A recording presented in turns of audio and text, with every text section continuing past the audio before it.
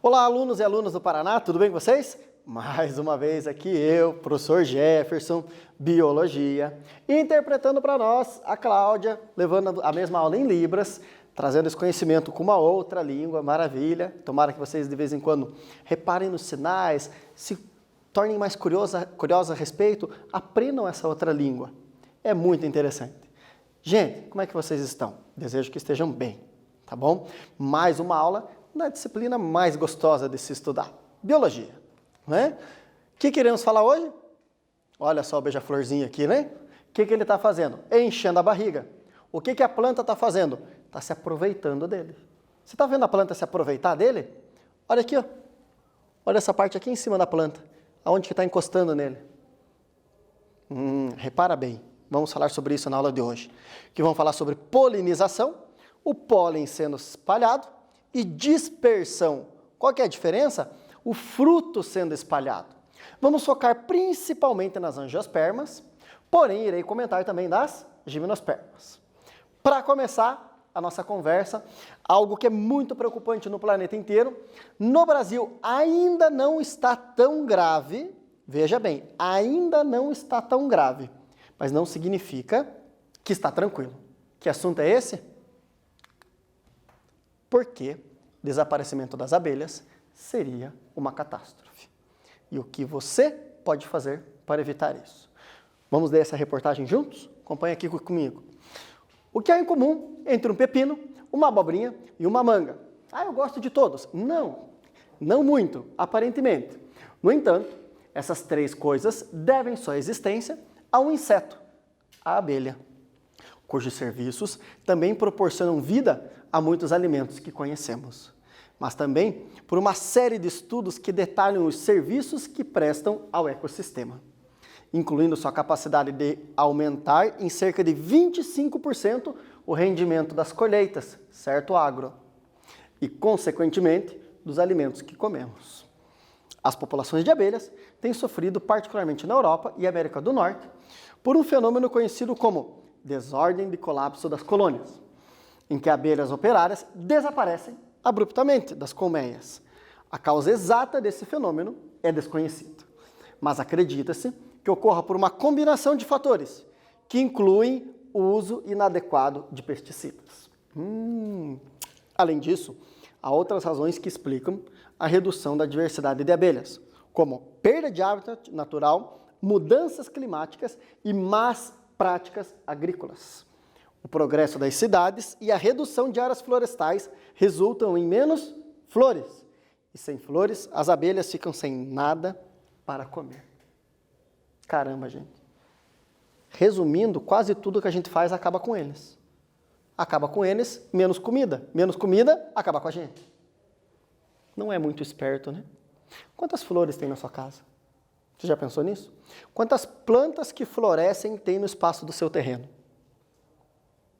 Você mora num ambiente urbano. A sua casa é só pedra? É só lajota? É só cimento? Ou você tem espaço para as plantas? Quando a gente fala abelha, pessoal, não assimilem somente as abelhas africanas, aquela listradinha preta e amarela. A quantidade de abelhas nativas que existem no Brasil, que são abelhas sem ferrão, produzem mel de excelente qualidade, própolis em altíssima dose, são fenomenais, que você pode ter na sacada de um apartamento. Numa caixinha de tênis, você pode ter uma colmeia delas. Num cantinho, que elas só vão fazer bem para a sua vida. Cadê elas? Cadê flores para elas se alimentarem? Pois é. Por que no Brasil não está tão grave? Porque, principalmente na Europa e na América do Norte, houve um processo de eliminação das abelhas nativas com uma domesticação dessa abelha africana, o que nós chamamos de abelhas africanizadas. E outro ponto que não é levantado nessa reportagem é a perda de variabilidade genética das abelhas. Então, quando você diminui a variabilidade genética, você reduz a resistência da espécie.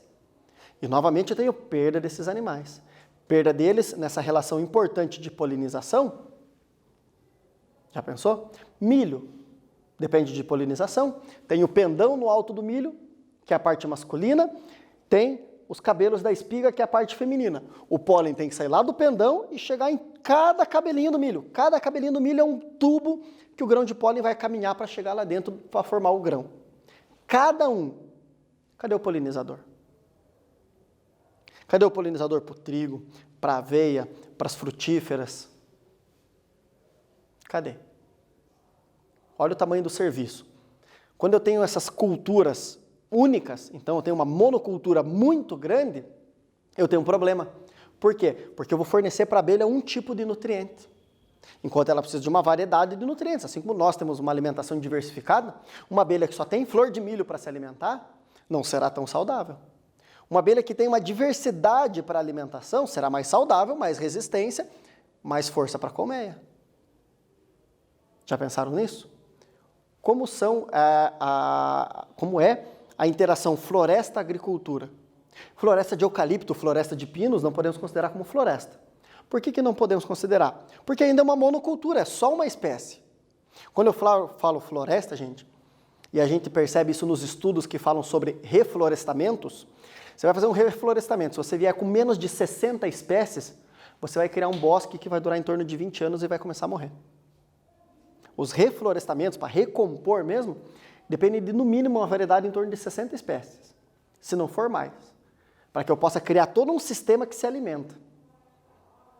Então, quando eu falo de uma espécie só, pinos, eucalipto, até a própria araucária, como sendo a única espécie, que vantagem tem? Eu continuo a eliminar os polinizadores. E daí? Diminui a rentabilidade do meu agronegócio, diminui a produção de alimentos, encarece o alimento, encarece o processo, tudo piora. Tudo piora. Reflita. Objetivos de hoje. Comer feliz, só que eu só vou comer se tiver abelha. Entender os mecanismos relacionados à dispersão, espalhar frutos, e polinização, espalhar pólen. Conhecer a biologia das relações interespecíficas, espécies diferentes, fazendo trocas. O beija-flor se alimenta do néctar, transporta o pólen. Esteja com o seu caderno. Tudo bem? Anote tudo. Mas, presta atenção. Tem alguns alunos indo nas escolas semanalmente levar as anotações, os exercícios das aulas. Pessoal, não fique isolado, fique em casa. Tá bom? Guarde isso. Quando retomarem as atividades presenciais, você apresenta para o seu professor. O que eu estou pedindo para os meus alunos? Que eles façam imagens e me enviem pelos aplicativos. Então, se você quer fazer essa entrega, use os meios que você tem disponível. Use o sala de aula. Né? Envie por lá para o seu professor. Se você quer mostrar para o professor, está correto, veja a maneira que eu fiz, use essa ferramenta. Não tenho dispositivos eletrônicos para fazer isso agora, guarde tudo para entregar no período presencial. Maravilha?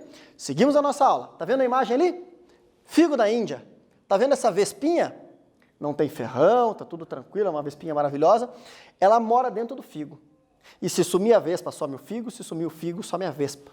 É altamente específico, é só essa espécie de vespa que consegue polinizar o figo e é só essa espécie de planta que serve de abrigo para essa vespa.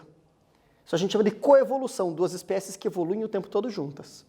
Aqui dentro do figo tem uma abertura, quem já pegou um figo e abriu, ele é cheio de pontinhos dentro, cada pontinho é uma flor. E a lagarta dessa vespa fica andando lá dentro, se alimentando de néctar e espalhando o pólen.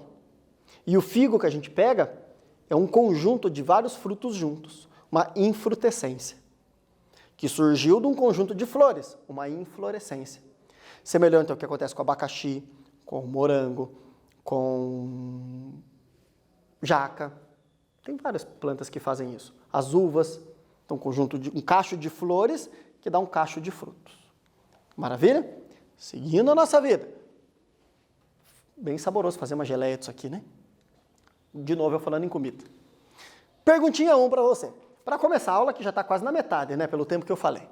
Qual estrutura comum exclusivamente em angiospermas e gimnospermas? Só angiogímino tem e só existe nelas, porém, sempre existe nelas. Resolve. 30 segundos eu estou de volta.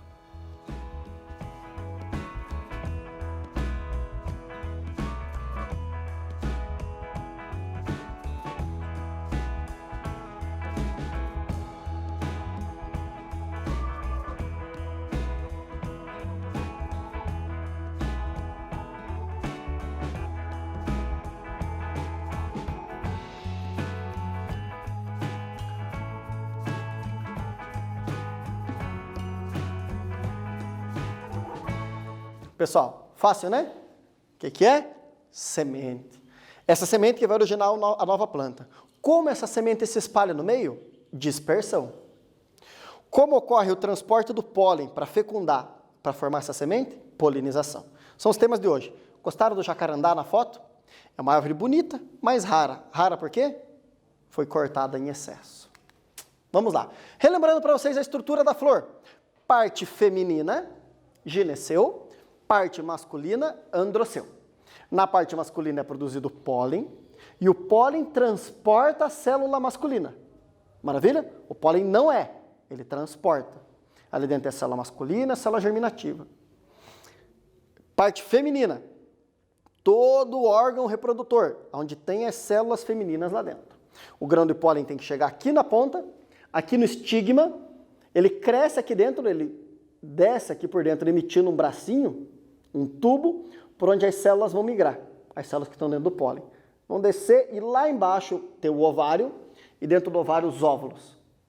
A entrada do ovário, uma célula do pólen fecunda.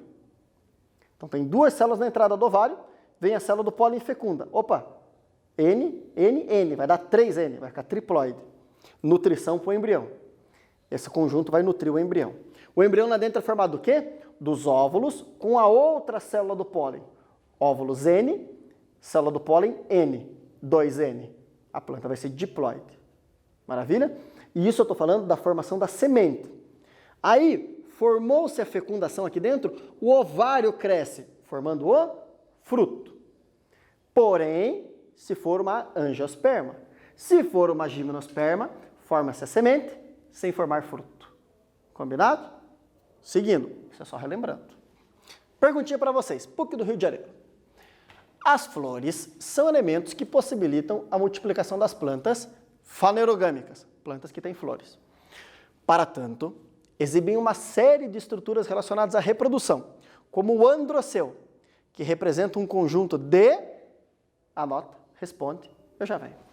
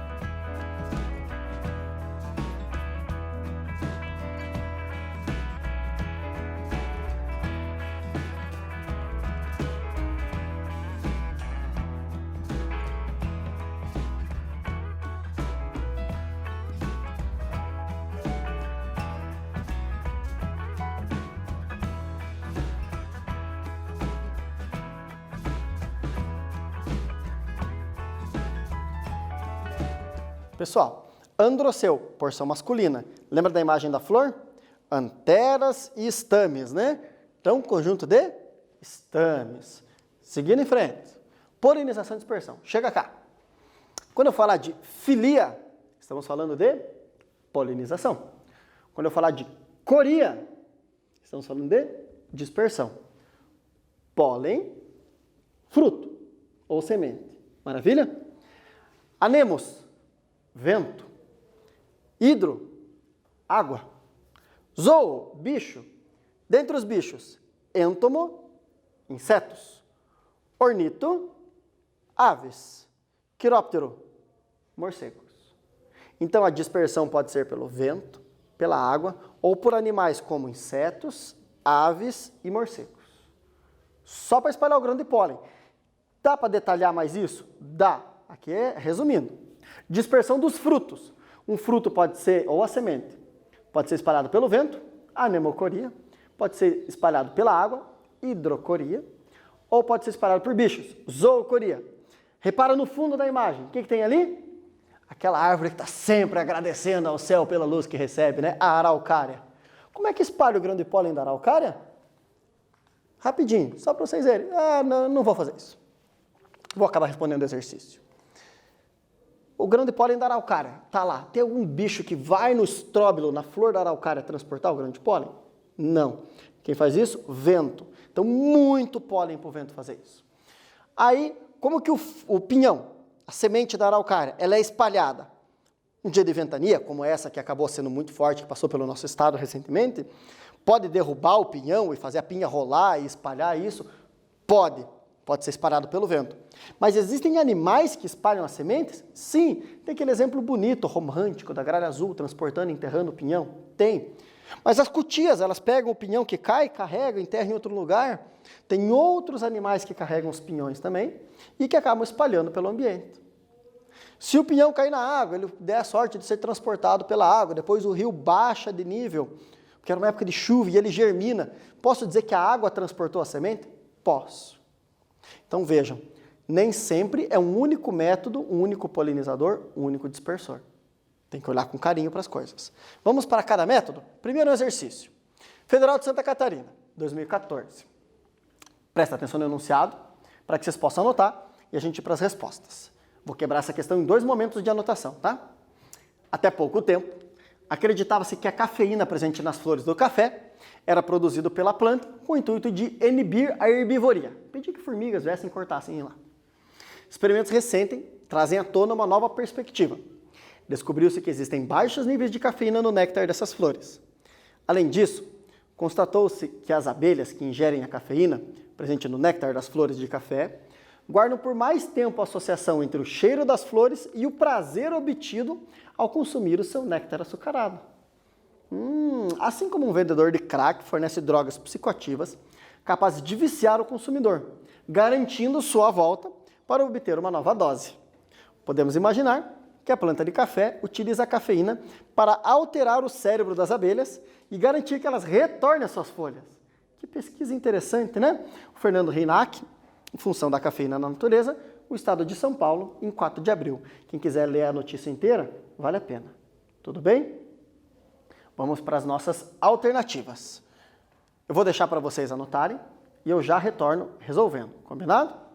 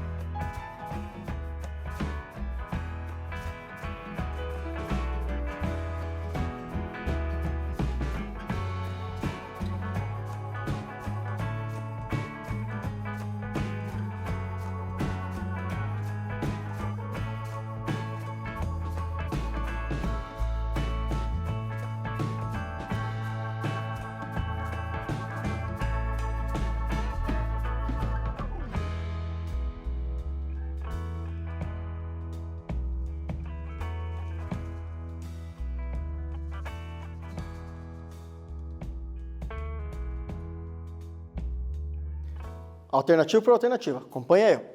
Sobre os pontos abordados no texto, indique a soma das proposições corretas. Você vai ver quais são corretas e vai somar o númerozinho de cada um. A primeira. O néctar é um composto que pode ser produzido por flores, caules e folhas. Sim, né? Ele não é exclusivo das flores. Como estratégia para atrair polinizadores, além do néctar contendo ou não cafeína, as flores podem apresentar pétalas com cores vibrantes ou aromas perfumados. Faz parte do mecanismo de atração, né? O transporte de pólen por animais, como abelhas, representa uma estratégia evolutiva importante para a independência de um ambiente aquoso na reprodução de briófitas, pteridófitas e angiospermas. É uma estratégia boa para se tornar independente de água? É, mas ela não foi adotada pelas briófitas. Briófitas e pteridófitas continuam dependendo da água. É só gimnospermas e angiospermas. Alternativa incorreta. Os grupos de plantas que apresentam pólen são os mesmos que produzem sementes. A semente deriva de um óvulo fecundado e a fecundação só pode ocorrer com a formação de um tubo polínico? Perfeito! O pólen representa o gameta masculino. Errado, já reforcei com vocês. O pólen carrega o gameta masculino. Não representa. Então, 16 falso. Aí, gente, a imagem que eu queria mostrar para vocês, eu não quis adiantar a questão, por isso que eu voltei ali aquela hora. O que acontece? Dispersão e polinização, quando usa vento, a palavra é anemo. Dispersão e polinização, quando usa água, a palavra é hidro. Então, anemofilia, o vento espalhando pólen. Hidrofilia, a água transportando pólen. Olá, Araucária, o vento leva o pólen de uma para outra. Grandes doses de pólen, porque tem que dar certinho dele cair lá. Bastante volume, aumenta a chance de dar certo. Outra perguntinha para vocês. Os polinizadores são agentes que garantem o transporte do pólen até o local onde está localizado o gameta feminino da planta. Entre os polinizadores a seguir, marque a que representa o único considerado um agente abiótico. Não vivo. Fácil. Já volto.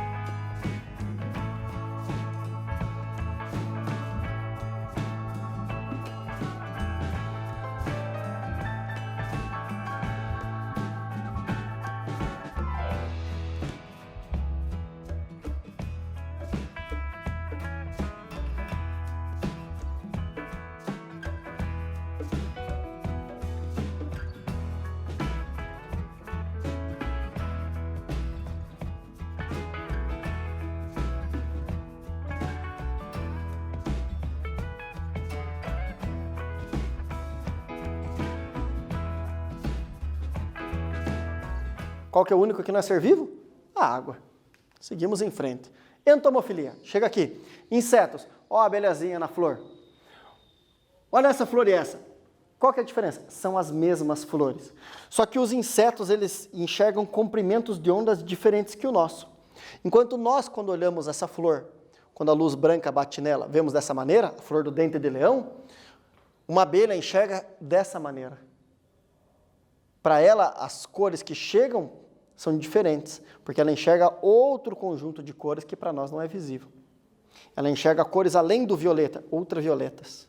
Nós ficamos no intervalo, vermelho e violeta, né? Elas vão além do violeta e alguns vão além do vermelho, né? Infravermelhos. Então, as plantas às vezes parecem para nós, nossa, são amarelas, mas para o inseto ela atrai com outra maneira. Aromas que imitam alimentos, aromas que imitam fêmeas no período reprodutivo, vários aromas, que para nós não são sensíveis. Vários sabores no néctar, então uma variedade bem grande. E olha só que interessante, uma plantação de soja, uma plantação de arroz e uma plantação de milho. Pulverização de inseticida, pulverização de inseticida. Aqui o dano que uma lagarta, que vai virar uma mariposa, pode fazer no milho, a chamada lagarta do cartucho. Para isso que são usados inseticidas. Só que esse inseticida não escolhe o inseto que ele vai matar, ele mata os insetos. Por exemplo, no caso dos gafanhotos no Rio Grande do Sul, que eles estavam por chegar e o perigo era iminente, então prepararam uma frota de aviões carregados com inseticida. Iria matar os gafanhotos? Sim. Um problema é que mataria os gafanhotos sensíveis. Se houvesse gafanhotos resistentes, iam sobreviver, multiplicar e ia gerar uma nuvem de gafanhoto resistente a veneno. Ninguém mais mata. Segundo problema, matariam só gafanhotos? Não. Matariam as abelhas. Lembra na reportagem? O uso errado de inseticidas? Então, tem o perigo do ataque à lavoura, mas será que realmente a única estratégia era uma frota de aviões com inseticidas? Ou foi assim a estratégia que deu para pensar naquele momento? Sempre precisamos imaginar com muita atenção. E depois, o que originou aquela nuvem de gafanhotos? Por que uma espécie só reproduziu tanto e gerou uma população tão alta? Cuidado na maneira que a agricultura é feita, evita esse tipo de dano. Mais ciência, mais uso da ciência faz a gente não ter esses problemas. Não é nem resolver o problema, é não ter. Combinado? Seguimos a nossa aula, tem bastante coisa e o tempo é curto. Aves, vamos lá, num brinco de princesa, num gerânio. Então, a própria pena da ave acaba sendo o meio de transporte. O grão de pólen gruda ali, vai numa outra flor, gruda em outro. Geralmente a gente associa aves como um beija-flor, como polinizador. Mas outras aves, como o canarinho, também podem ser polinizadores. Qualquer ave tem essa virtude. Morcegos, qual que vai ser a diferença? Não vai ser atraído pela cor. Então, geralmente são flores que a cor não é exuberante, mas vai ter um aroma muito forte. São animais noturnos, de baixa visão e com olfato apurado. Olha lá, foto bonita, né? 3 espécies de morcego de milhares no mundo se alimentam de sangue. A maior parte se alimenta de néctar, insetos e frutos. E o pessoal quer acabar com o morcego quando chega perto de casa. Presta bem atenção. De novo, é a gente tendo uma visão errada da espécie, querendo dizimar ela, achando que ela vai dizimar a nossa. E aí vem uma nuvem de gafanhotos, que serviriam como comida para os morcegos. Nossa, então vamos pegar centenas de morcegos? Não. Não adianta você gerar um desequilíbrio para acabar com o outro. Você acaba com o desequilíbrio equilibrando as coisas. Combinado? Seguindo a nossa aula. Estrutura do fruto. Está lá o ovário, os óvulos, que vão virar semente. E em volta, o ovário, que vai virar o fruto. Esse fruto é uma armadilha para que o dispersor do fruto venha e leve a semente para algum lugar. Se você imaginar nas fezes de um animal, quando ele sai por aí, depois de comer um fruto, espalhando, ele não está espalhando sementes? Então tem que ser um fruto que vai passar por esse sistema digestivo, o fruto vai ser destruído e a semente sai intacta. Alguém comendo mimosa e cuspindo semente, você está espalhando. Uma semente que grude no pelo, os pico-picos, picão, carrapicho, que gruda, o animal sai espalhando com o seu pelo. É assim que funciona. Então lá, dispersão pelo vento e pela água. Pelo vento, o dente de leão, né? O vento carrega cada um desse aqui uma semente. Daí cai lá na sua grama, nasce e você pode comer. Lembra? Já falei das punks, dente de leão é comestível. pela água. O coco, quem transporta ele é o coqueiro. É a água, desculpe. Por quê? O coqueiro produz um fruto cheio de ar. Ele boia e sai sendo levado por aí. Olha um coco brotando numa praia. Bem simples aqui, ó. Frutos carnosos, de coloração forte e odor agradável. Estão diretamente relacionados com a atração de agentes dispersores. A dispersão por animais é denominada de qual nome? Fácil, já vem.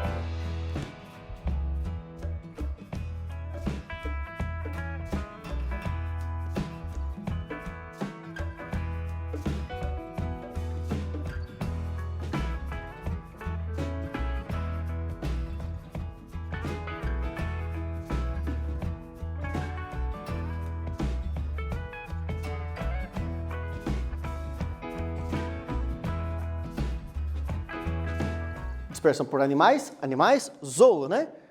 Zoocoria. Por que não é zoofilia, professor? Porque é dispersão de semente. Estou falando de semente, coria. Não estamos falando de pólen mais. Olha lá. Olha os animais espalhando frutos por aí, espalhando sementes. A gralha, transportando pinhão. Aqui uma cutia que ela consegue abrir a castanha do Pará. Abrir esse coco onde fica a castanha do Pará é muito difícil, gente. Na martelada é difícil, tem que ser um martelo muito pesado. A cutia abre com os dentes, ela não consegue comer todas as castanhas, ela acaba enterrando para comer em outro momento, só que ela não tem uma memória tão boa. Aí acaba que brotam as castanheiras.